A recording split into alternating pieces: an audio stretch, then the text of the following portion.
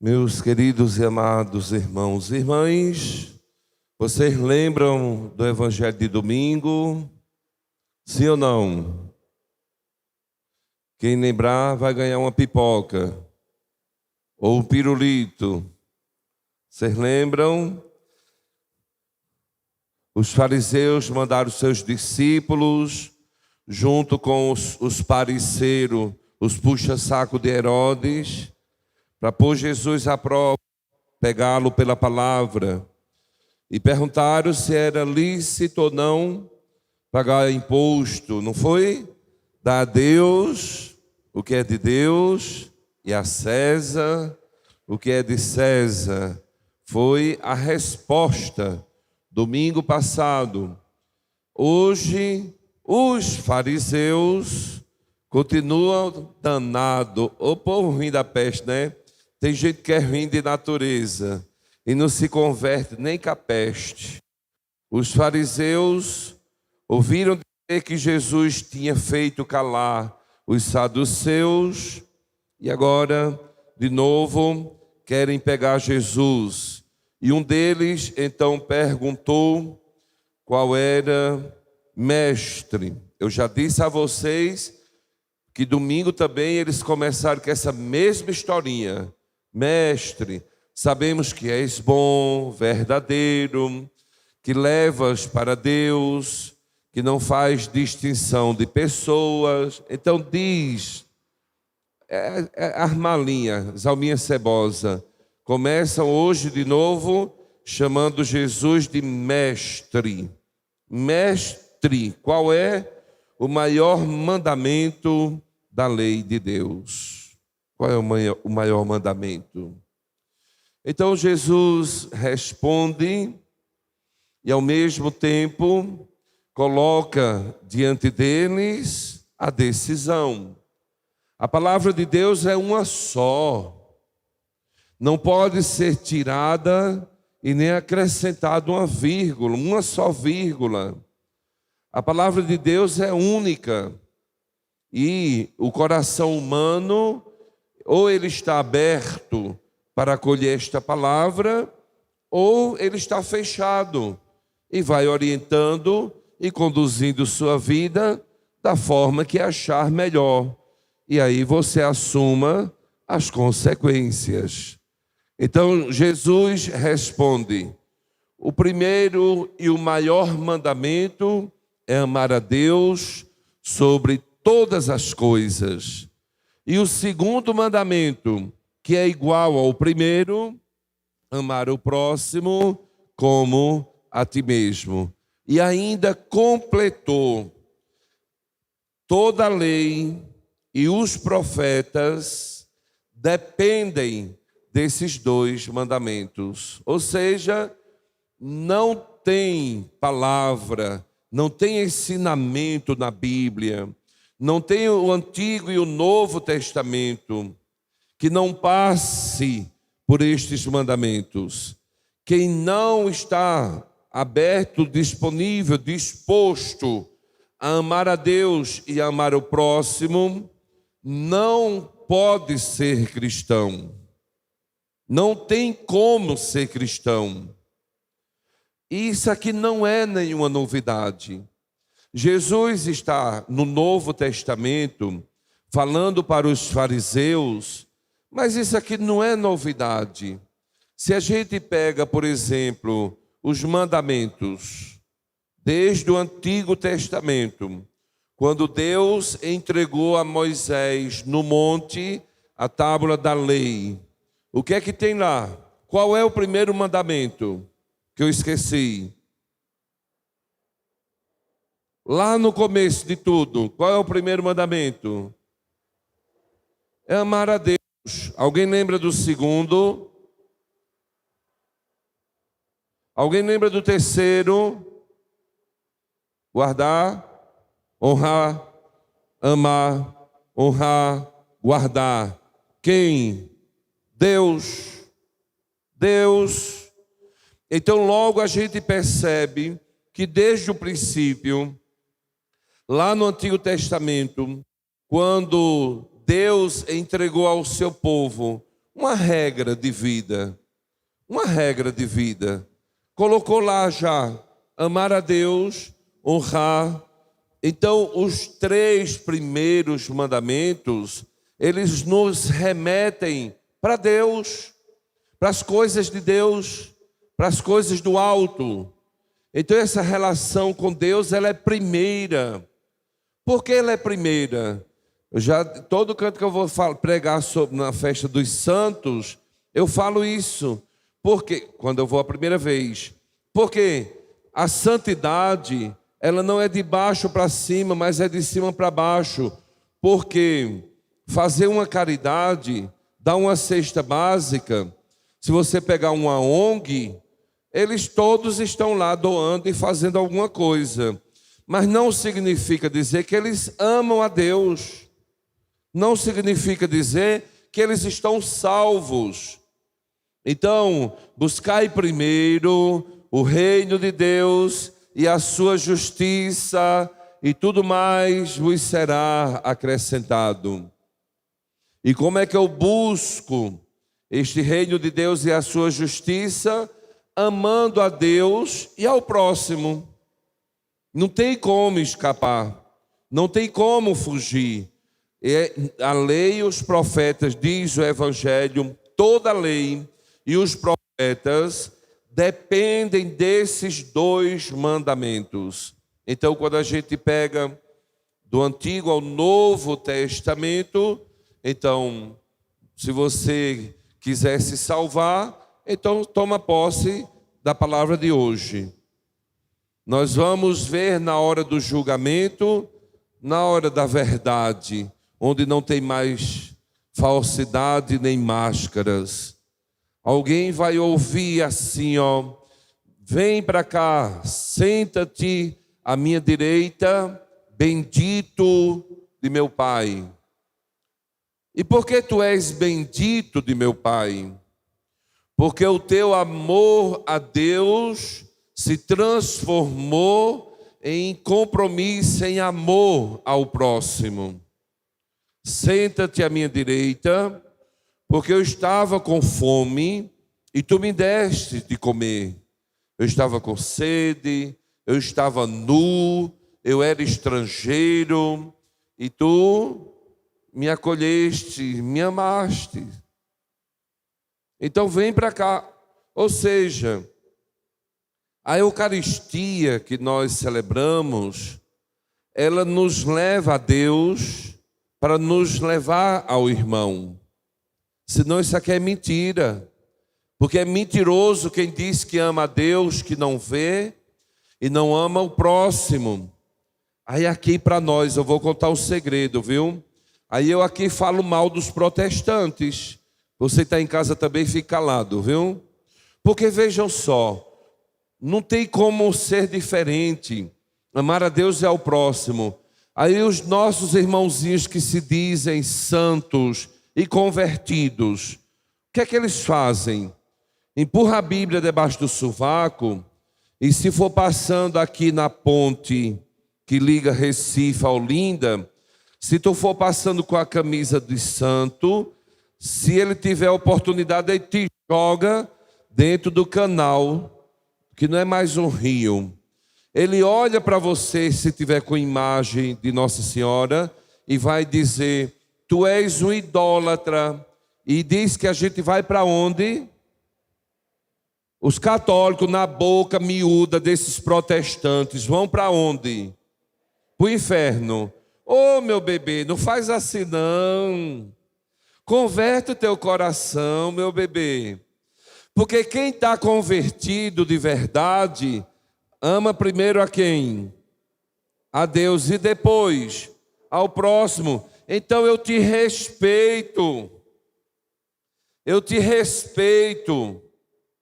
Eu morrerei defendendo o teu direito de professar a fé que tu queres. Eu morrerei defendendo o direito, a liberdade do outro ser o que ele quer. Quando eu não respeito esta liberdade, olha, e nós aqui não estamos ainda nem falando da pior parte. Porque a palavra de Deus diz assim: ama o teu inimigo. Amar e respeitar um católico, um protestante, alguém que a gente até é um cristão, deveria ser até mais fácil a nossa relação, a nossa convivência. Imagine se a gente deixasse de besteira e se nós tivéssemos verdadeiramente Cristo como Senhor de nossas vidas, em vez de eu ficar acusando os católicos, mandando para o inferno, se nós estivéssemos juntos, cada um na sua, respeitando, indo ao encontro de milhares, milhões de pessoas que estão afastadas, que estão perdidas, que estão morrendo, que estão perdendo a salvação. Aí eu me levanto, eu convertido, para colocar o outro no inferno. Então falta uma parte do mandamento aqui. São dois, amar a Deus e ao próximo, e não tem como separar. Ou seja, eles não são convertidos. E quem não está convertido, não se salva. Não se salva. É uma besteira. Deixa o outro professar a sua fé. Seja feliz, seja fiel. Reza para o outro ser fiel também. Que o mundo está precisando de santos. O mundo precisa de luz. O mundo precisa de cristão, seja protestante ou católico, que vivam de forma autêntica o evangelho, a palavra de Deus. E como é que eu me acho no direito de dizer que estou convertido e vou colocar o outro no inferno? Precisa converter-se. Se a palavra de Deus pede para eu amar, perdoar meus inimigos, e ainda mais, vocês tenham cuidado, vocês que se dizem convertidos e santos, porque as prostitutas vão preceder vocês no reino dos céus. Que bom no bairro aqui que a gente, nesses montes, é tanta violência. E se nós encontrássemos um católico, um protestante, alguém que está vindo da igreja, louvado seja Deus, que está no bom caminho, respeita o outro e reza ou ora para que cresça o número de católicos e de protestantes. Porque quanto mais gente na igreja, mais pessoas convertidas, mais vai ser reduzido o número de filhos das trevas, de pessoas que estão morrendo. Se nós tivéssemos a graça, católicos e protestantes, de trazer todos os jovens para dentro de nossas igrejas, nós não temos tantos jovens morrendo, assassinados por causa das drogas. Aí vem um abestado que se diz convertido, com a Bíblia debaixo do sovaco, faltar com respeito ao outro, porque é católico, porque ama Maria, o Papa, porque tem Eucaristia. Porque se fosse para a gente ficar aqui falando deles, a gente falava o dia todo, que tem o que falar também. Porque é que em cada esquina tem agora uma assembleia? Na mesma freguesia tem 3, 4 assembleias. Não é uma só? Assembleia de Deus. Por que que cada praça hoje tem assembleia, ministério não sei o quê, ministério não sei o quê? Por quê? Porque teve briga interna por poder e por dinheiro. E vem falar dos católicos. Então eu estou faltando com este amor. Seja feliz no ministério A, ministério B. Seja feliz na sua macumba, no seu centro espírita. E deixe o outro ser feliz e fiel na sua igreja, na sua fé. Isto é amor ao próximo. Eu tenho que olhar ali o diferente. Se for uma prostituta, um leproso, um gay, um viado, um mendigo, um fedendo. E eu tenho que ter esse olhar de misericórdia, de amor, de acolhida.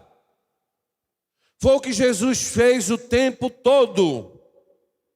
O tempo todo Jesus fez assim. Por isso que na primeira leitura de hoje, do livro do Êxodo diz assim, ó: assim diz o Senhor, não oprimas nem maltrates o estrangeiro, pois vós fostes estrangeiro na terra do Egito. Não façais mal algum à viúva nem ao órfão. Não pega dinheiro emprestado e vai roubar o teu irmão. Não pega a túnica ou manto emprestado e fica com ele. Órfão, viúva, estrangeiro significa, representa quem? Os pobres, os pequenos, os marginalizados. E quando Jesus passou por aqui fazendo bem, quem foi que ele acolheu? Prostituta, coxo, aleijado, estrangeiro, leproso, mulher, menino, todo esse povo que a gente está rejeitando, que está excluindo. Então, meus queridos e amados irmãos e irmãs, a gente precisa compreender de uma vez por todas: ser cristão implica na nossa vida, no nosso jeito de olhar as pessoas e o mundo. Eu não posso ser indiferente. Eu não posso rejeitar, marginalizar. Eu não posso abrir minha boca, jamais. Não faça isso, pelo amor de Deus. Quando alguém for assassinado, quem gosta de assistir os jornais, ou gosta de ler o jornal, seja lá o que for, na internet, um bandido, um marginal, ele é assassinado. Pelo amor de Deus, nunca abra sua boca para dizer bem feito, menos um. Não faça isso, pelo amor de Deus. Pelo amor de Deus. Tu estás cavando a tua própria condenação. Não importa se é bandido ou se é marginal. O cristão simplesmente ama a pessoa. A gente acolhe a pessoa. Eita, meu Deus, como a gente está longe. O que foi que Jesus fez na cruz? Pai, perdoa-lhes, eles não sabem o que estão fazendo. Aí se fosse a gente lá na cruz, eu e tu, se a gente estivesse lá na cruz pendurado, o que é que a gente dizia? Pai, manda fogo, queima essas pestes tudinho, né? Mais ou menos assim, né? E se a gente pudesse soltar o pé, aí a gente ainda dava um chute, não era não? Oh, minha gente, é um processo de conversão. Eu não posso, eu quero, não quero. Eu amo A, amo B. Não. Eu posso ainda não amar o suficiente, mas no coração do cristão tem, eu vou amar. Eu posso não perdoar ainda o suficiente, mas no coração do cristão, eu vou perdoar. É assim que funciona. E os inimigos? Quando São João Paulo II levou aquele tiro, ele foi lá na cadeia. Não foi para, eu vou rezar a Deus para tu morrer, peste ruim. Foi para perdoar. Foi para perdoar. Perdoa-me. É o que a gente tem que... É um esforço. É um esforço. Aí na segunda leitura da carta de São Paulo aos Tessalonicenses, São Paulo está exaltando, elogiando a comunidade. Por quê? Assim vos tornastes modelo para todos os fiéis da Macedônia e da Acaia. Com efeito, a partir de vós, a palavra do Senhor não se divulgou apenas na Macedônia ou na Acaia, mas a vossa fé em Deus propagou-se por toda parte. A palavra de Deus foi divulgada, anunciada por toda parte. Graças à fé e o testemunho desta comunidade, dos primeiros cristãos. eu acho, às vezes, que está faltando se levantar em Beberibe. Quando eu digo Beberibe, eu digo você que vem de todos os altos vales e montanhas. Está faltando se levantar os bons. Quando a gente olha em volta, a gente parece contemplar e parece que o mal está prevalecendo. Cadê os bons? Porque se lá na minha rua eu sou ruim feito a peste, só vivo brigando com o meu vizinho, eu não estou evangelizando. Eu não estou anunciando a palavra de Deus. Se vocês são jovens, na escola, na faculdade, no namoro, é uma bagaceira, não estão anunciando, não estão evangelizando. Se o padre é cachaceiro, raparigueiro, fica dando mau exemplo, não está evangelizando. Pode passar o dia todinho aqui pregando. Eu posso passar o dia aqui todinho falando para vocês. Se aconteceu alguma coisa aí, vocês são os primeiros a falar. Ô padre safado, eu não vou mais em Beberibe não. Não é? Né? Assim, né?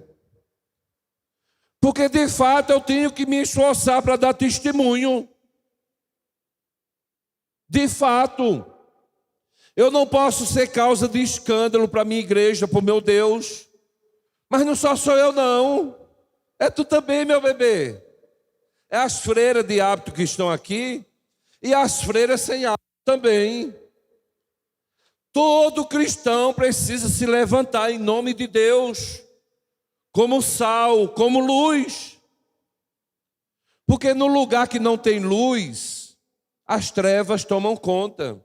No lugar que não tem limpeza, o grude toma conta. No lugar que não se limpa, o mato cresce.